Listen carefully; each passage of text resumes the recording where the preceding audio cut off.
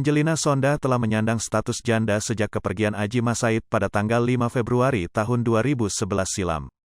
Angelina Sondah sendiri sempat dikabarkan dinikahi oleh pria bernama Raden Brotoseno saat masih dalam masa tahanan secara siri.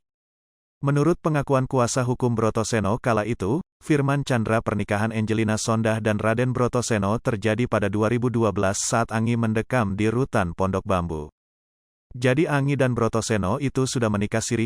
Itu kejadiannya di rutan KPK waktu Angi masih jadi tahanan sana, kata Firman dilansir via tribunnewsbogor.com dari tayangan Insert Live.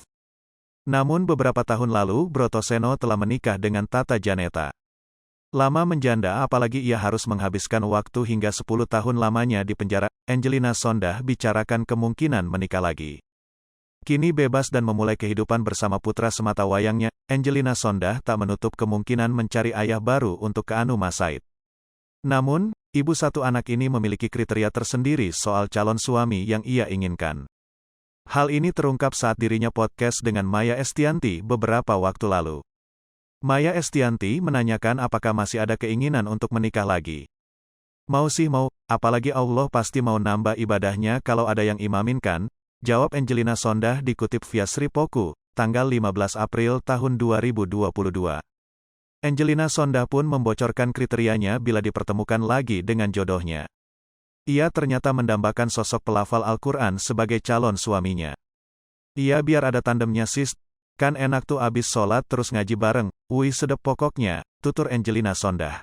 Semenjak dibui, Angelina Sondah memang diketahui telah menjadi pribadi yang lebih mendekatkan diri kepada Sang Pencipta.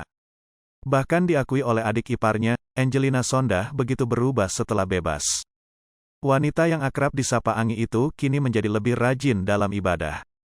Ibadahnya lebih kuat ya sekarang.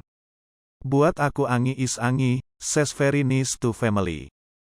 Itu yang paling penting, ucap Muji Massaid.